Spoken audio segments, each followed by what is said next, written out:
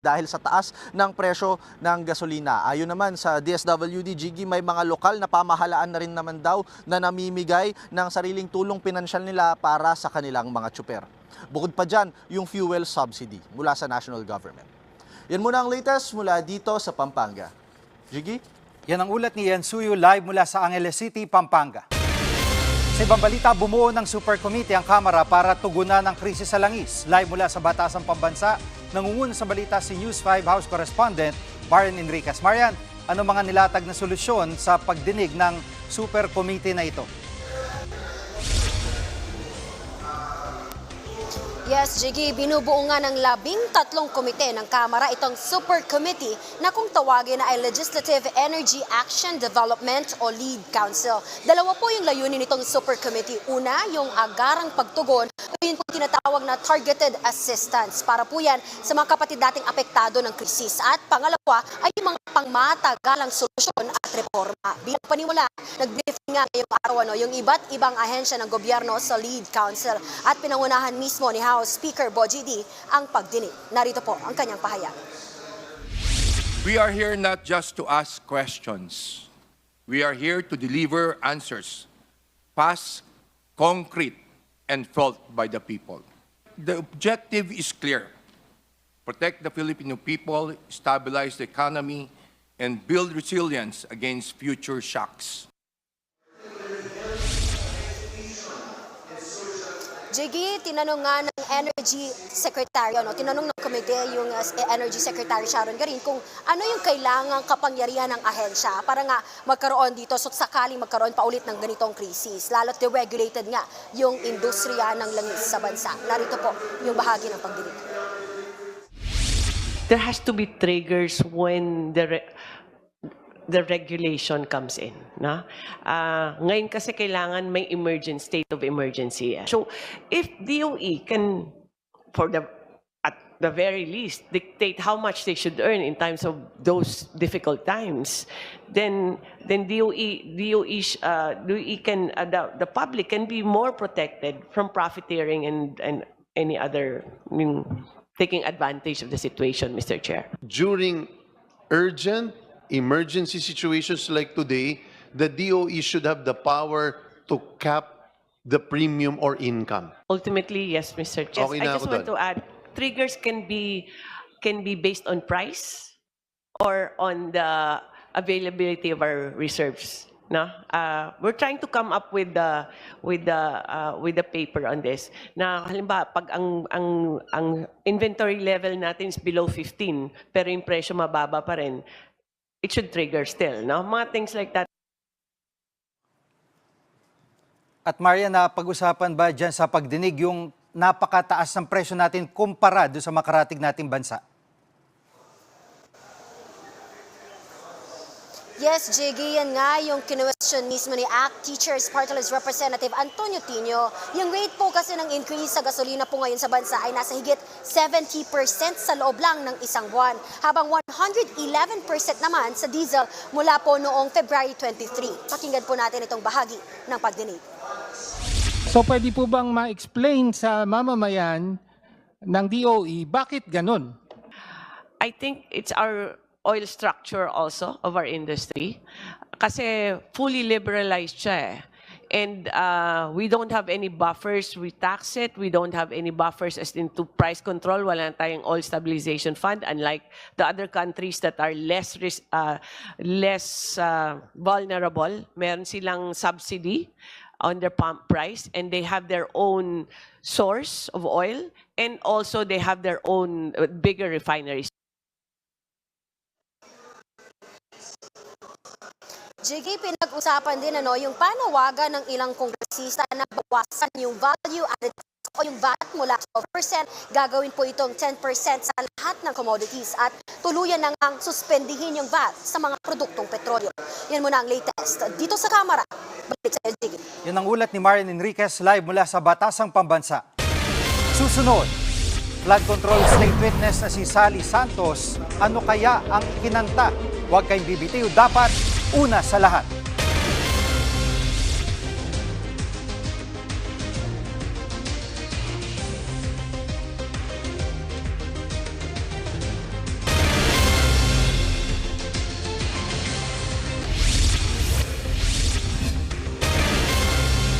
Humarap na sa pagdinig ng Sandigang Bayan ng kontratista at state witness na si Sally Santos. Live mula sa TV5 Media Center, nangunguna sa balita si News 5 Justice Correspondent Camille Samonte. Camille, anong kinanta ng testigong si Sally?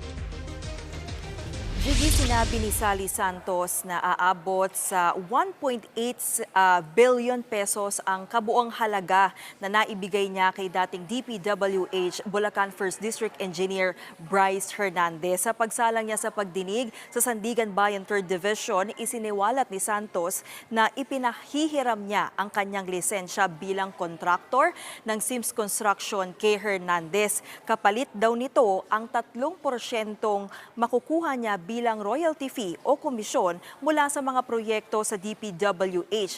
Anya, umabot sa 42 ang proyektong nakuha ng SIM sa DPWH na karamihan ay mga flood control project mula 2024 hanggang 2025 at ang pinakamalaking halaga na nai-deliver ni Santos kay Hernandez sa isang araw ay aabot sa 400 million pesos. Pero giit ni Santos, hindi raw niya alam na ghost project pala ang ilang proyekto hanggang sa mag-inspeksyon na nga dito si Pangulong Bongbong Marcos. Nagtiwala raw si Santos kay Hernandez na gagawin ang mga proyekto gamit ang kanyang lisensya.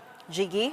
At Camille, kapwa-akusado ni Hernandez, si dating Senador Bong Revilla, may nabanggit ba si Sally Santos sa naging papel niya dito sa Ghost Project?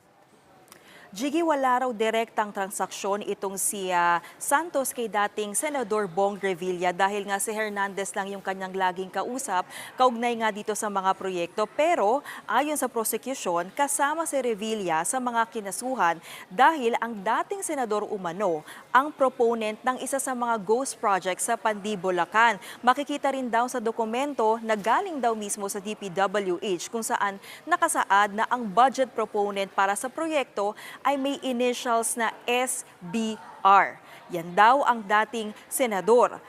Nasabi na rin daw dati ng dating DPWH Undersecretary Roberto Bernardo sa pagdinig sa Senate Blue Ribbon Committee na nag-deliver siya ng kickback para kay Revilla. Gate naman ng kampo ni Revilla, wala pa ring ebidensyang direktang mag-uugnay sa dating senador sa naturang ghost project. Narito ang pahayag ng abogado ni dating Senador Revilla.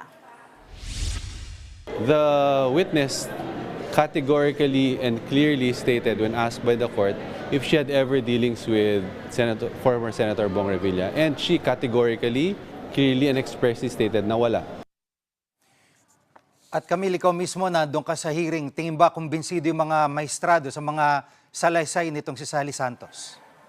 Nako, Jiggy, kanina nga ay nagpahayag ng agam-agam yung mga mahisrado sa kredibilidad ni Santos bilang state witness. Tanging si Hernandez lang daw kasi yung nabanggit niya sa kanyang testimonya. Ayon naman kay Santos, sariling desisyon niya ang pagtestigo at walang nag-utos sa kanya na gawin ito. Nauna nang nagbalik ng 20 million pesos sa gobyerno si Santos para ipakitang sincero siya sa pagtetestigo. Yan muna ang latest. Balik sa iyo, Jiggy. Yan ang ulat ni Camille Samonte, live mula sa TV5 Media Center. Mga kapatid, kahit humupa ng gera sa Middle East, hindi agad bababa ang presyo ng petrolyo. Sa ulat ng International Energy Agency, 40 energy assets sa Middle East ang napinsala dahil sa gera. Kabilang dyan ang malalaking pasilidad ng langis. Sa tindi ng pinsala, mahababang panahon ang hihintayin bago maayos sa mga ito. Mula nang sumiklab ang gera sa Middle East, hindi bababa sa 12 million barrels ng langis ang nawala sa supply chain. Katumbas yan ng halos 2 bilyong litro ng langis o higit 75,000 na Olympic-sized swimming pools. Magandang balita ang pagbaba ng presyo ng langis sa pandaigdigang merkado dahil sa ceasefire ng Amerika, Israel at Iran. Pero hindi rin agad mararamdaman ang epekto nito. Susunod, Artemis II mission pauwi na sa daigdig. At sa dokumentado, paano ba hinaharap ng mga mangisda ang krisis sa langis? Huwag kayo bibitiw, dapat una sa lahat.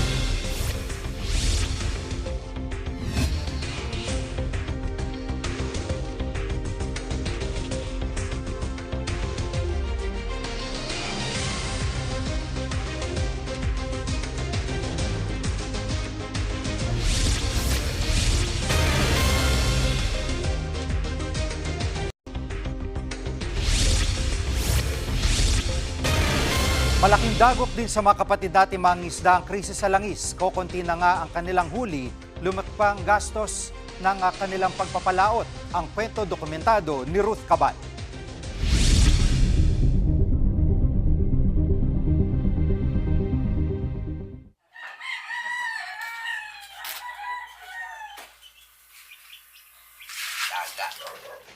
Habang mahimbing pa ang tulog ng marami, abala na sa bahay ni na Alvin sa Navotas.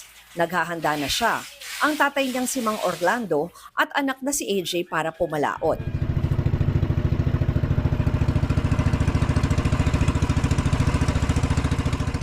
Di pwedeng makalimutan ang galon ng gas. Nagre-reserba na siya para mas mura pa. Halos magdoble na kasi ngayon ang tinaas ng presyo nito. Inabot ng 40 minuto ang aming biyahe. Nandito na tayo ngayon sa may bahagi ng dagat sa Bulacan. Pero alam niyo ba, ito palang ating Philippine Sea, ang pinakamalawak at pinakamalaki na karagatan sa buong mundo in terms of area na nasasakupan. Nasa mahigit 5.7 million square kilometers pala yung sakop nito. Kaya isipin nyo na lang kung gaano karami yung ating yamang dagat.